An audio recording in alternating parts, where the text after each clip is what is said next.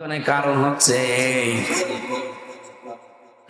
আমরা দেখি দুনিয়াতে আমরা যদি কোনো গন্ডগোল মারামারি ফ্যাসাদ করি, দোষ আমার নিজের। এই যে পেছনে প্রশাসন বসে আছে, ওনাদের কাছে আমরা বিচার দিলাম, মামলা দিলাম, দোষ আমার নিজের। মারামারি করেছি আমি নিজে ইচ্ছা করে, মাথা ফাটিয়ে দিয়েছি একজনের। বাড়িতে যাবার পরে মা বাবা শুনলে আমাকে মারতে যাবে, রাগ করবে। আর এমন এমন গোয়ার ভাই আছে, ভাই বলবে কি হয়েছে চল আমি দেখছি, অথচ কিন্তু জানি যে দোষ আমার। আমার দোষ জানার পর আমার পক্ষ নিয়ে বিপরীতে যারা আছে তাদেরকে মারার জন্য, তাদের ক্ষতি করার জন্য সে উদ্যত হবে। আল্লাহ জানে প্রথমে ভাইয়ের নামটা দিয়েছেন এই কারণে। মনে মনে করতো যে দুনিয়ায় আমি অন্যায় করলো ভাই আমার সাপোর্টে থাকতো, আমার পেছনে থাকতো, আমার সাথে থাকতো, আজকেও মনে হয় আমার সাথে থাকবে। এই জন্য আল্লাহ প্রথমে ভাইয়ের নাম দিয়ে জানাতে চেয়েছেন বান্দা এই ভাই কিন্তু আগে পালাবে। কি করে পালাবে আল্লাহ ধরনও দিয়েছেন। আল্লাহ বলেন এফিররো। এফিররো মানে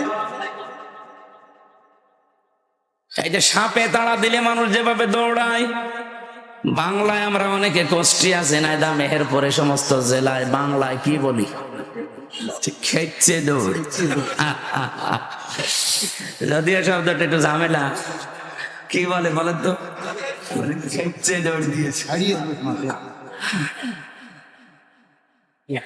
আরবি শব্দের অর্থটা বাংলায় এইটাই দাঁড়ায়। ফেররো মানে এরকম মাজা তুলে দৌড় দেওয়া।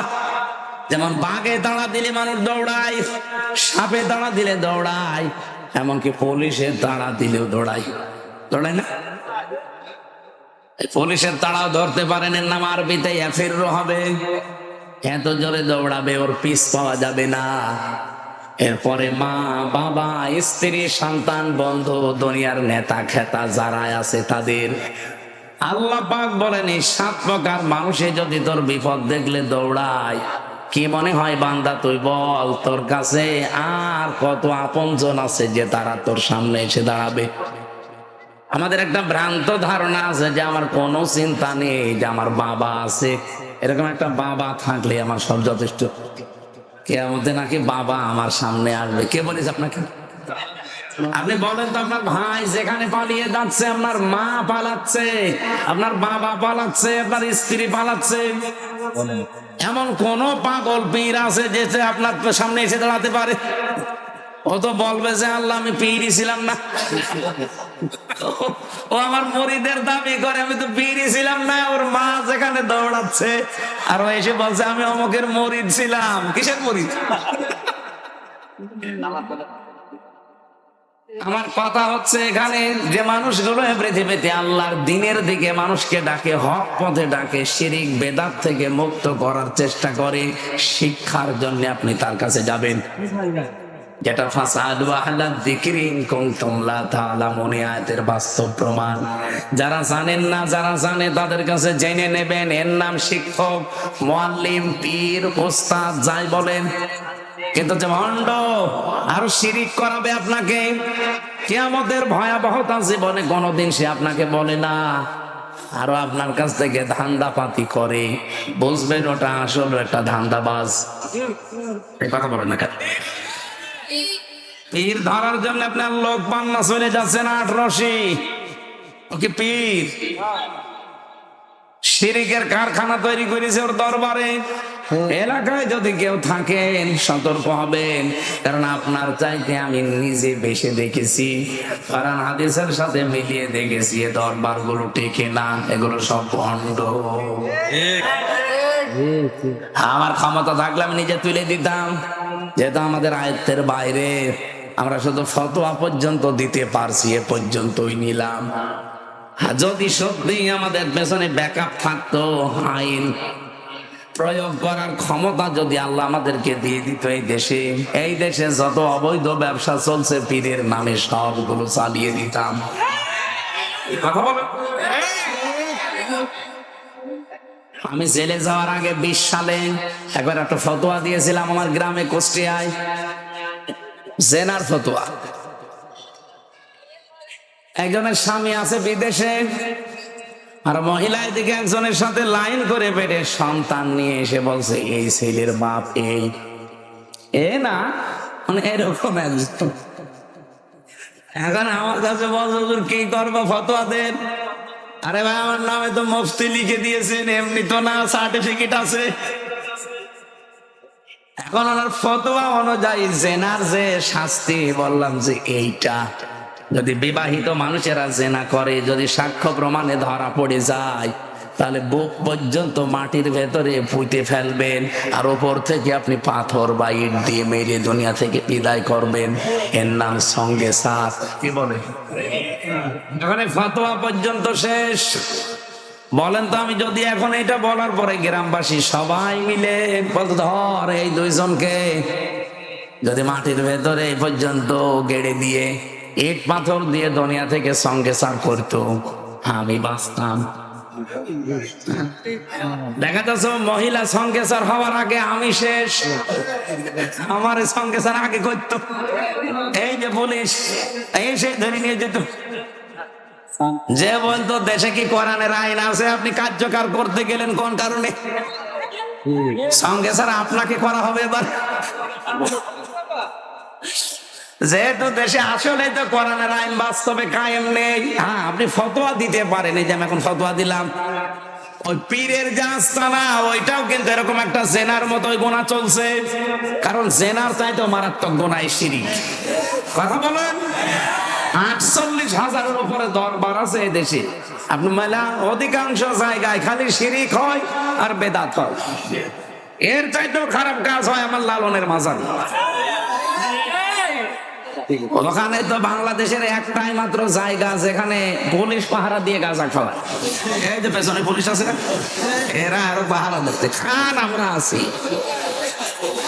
আমার মনে হয় পৃথিবীর যত জায়গায় আমি গেলাম, বাংলাদেশ সহ বিশ্বের বহু দেশে আমি এই ছোট বয়সে গিয়েছি, তাহলে একটাই জায়গা পৃথিবীতে পেলাম যেখানে একেবারে নিশ্চিন্তায় গাঁজা খাওয়া যায়, এমনকি জেলের ভেতরেও খাওয়া যায় না। আমি জেলে থাকাকালীন দেখেছিলাম এক লোক গাঁজার গাছ লাগিয়েছে ভেতরে। ওখানে যিনি আছে দেবদুলাল জেলা, উনি এসে ওই লোকটারে বলছে, আরে বেটা তুই ভেতরে গাঁজার গাছ লাগালি, গাছ পেলি কোথায়? বলছে, স্যার আমি ওই যে মামলার হাজিরা দিতে গিয়েছিলাম, আসার সময় আমার তো বিভিন্ন হিতাকাঙ্ক্ষী আছে, তারা আমার ওই গাঁজার টোপলা দিয়েছিল, আমি তো সবগুলো ধরতে পারিনি, একটা ওই বীজ একটা ধরে ফেলেছি, ধরে মুখের ভেতরে নিয়েছিলাম, কারণ জেলে ঢোকানোর সময় তোমার মেশিনে তোলে, ধরা পড়ে যাব, কোন জায়গায় নিলে ধরা পড়ে যাবো, এই জন্য মুখের ভেতরে নিয়ে দাঁতের নিচে এমন ভাবে রেখেছি যে মেশিনে ধরা পড়িনি। এই ভেতরে নিয়ে এসে ওই যে বোতলের মুখ কেটে ফেলে ওর ভেতরে মাটি দিয়ে আজ 2 মাস আগে এই বীজগুলো লাগিয়েছি, স্যার দেখেন কত বড় হয়েছে। জেলার হিন্দু মানুষ বলছে, বেটা তোরে তোর স্বর্গে দেওয়া লাগবে, গাঁজা খায় সেই জন্য পুলিশ ধরে ধরে দিয়ে গেল এখানে, তুই এই ভেতরে এসে গাঁজার গাছ লাগিয়েছিস, তোরে দুনিয়ায় আর কোনো জায়গায় রাখলে হবে না, তো যেখানে রাখবো সেখানে তুই গাঁজা খাবো, তোরে স্বর্গে দেওয়া লাগবে। হিন্দু মানুষ তো তোর দেশ তো বিশ্বাস কর না, স্বর্গ। এই একটাই মাত্র জায়গা পেলাম পৃথিবীতে। আমি অমুসলিম দেশেও গেছি, সিঙ্গাপুর, ওখানে 100 ভাগের 95 জন অমুসলিম বাস করে। থাইল্যান্ডে 97 ভাগ অমুসলিম বাস করে। মুসলিম দেশ অমুসলিম দেশ মিলে যতগুলো জায়গা ঘুরছি, আর বাংলাদেশে তো আমার মনে হয় কোনো থানা আর বাকি নেই, 630টা থানায় আমি কম বেশি গেছি। এই একটাই মাত্র জায়গা কুষ্টিয়ার কুমারখালীর শেওড়িয়া লালনের মাজার, যেখানে নিশ্চিন্তায় আল্লাহর নামে ওরা গাঁজা খাচ্ছে। আবার পুলিশে পাহারা দেয় ধরে ধরে, যে কেউ কিছু বলবে না, খান অন্তত 3 দিন তো ফ্রি। আমার তো মনে হয় সারা দেশ আপনি করিয়ে যাই কয় মন গাঁজা না পাবেন, লালনের মাজারে তার চাইতে বেশি গাঁজা পাওয়া যায়। অথচ মানুষ কিন্তু ওখানে যারা বিভিন্ন ডিস্ট্রিক্ট থেকে আসে একটারও খারাপ নিয়ত নেই, সবার নিয়ত যে আমি আল্লাহর ওলির দরবারে যাচ্ছি, লালন সাইজির মাজারে যাচ্ছি, আমি ভালো হওয়ার নিয়তে যাচ্ছি। এসে কি ভালো হয় না খারাপ হয়? আগে হয়তো বেড়ি বেড়ি খেতো না, এখন বেড়ি খায়। আগে গাঁজা কি বুঝতো না, এখন গাঁজা নিজে খায়। ও কি ভালো হয়েছে না খারাপ হয়েছে? আর বাকি যে জিনিসের নাম তো বলা গেল না। এখানে যেখানে শিরক চলে, বেদাত চলে, এই জায়গাগুলো তো জেনা করার চাইতেও খারাপ, মানুষ হত্যা করার চাইতেও এই শিরকটা খারাপ। কারণ মানুষ হত্যা করে যদি আপনি কিছু তাকে দিয়ে দেন, ওই যে যাকে হত্যা করেছেন তার বাবা মা, তার স্ত্রী, সন্তান, তাদেরকে যদি আপনি জরিমানা দিয়ে দেন, দিয়ত দিয়ে দেন, যদি বলেন যে আমি মেরে ফেলেছি এখন করব কি, আপনি এই বাবার জন্য এই 5 লাখ টাকা আপনাকে দিলাম, উনি যদি বলে না 10 লাখ টাকা দেন আপনাকে মাফ করে দেব, যাকে মেরে ফেলেছেন তার ছেলে মেয়ে, তার বাবা মা যদি এই টাকাটা নিয়ে আপনারে মাফ করে দেয়, আপনি মাফ পেয়ে গেলেন। কথা বুঝতেছেন? আমাদের দেশের যে আইন কানুন গুলো ব্রিটিশের আইন দিয়ে চলছে, এই যে মানুষ মরে গেলে 8 বছর, 10 বছর, 15, 20 বছর জেল খাটে।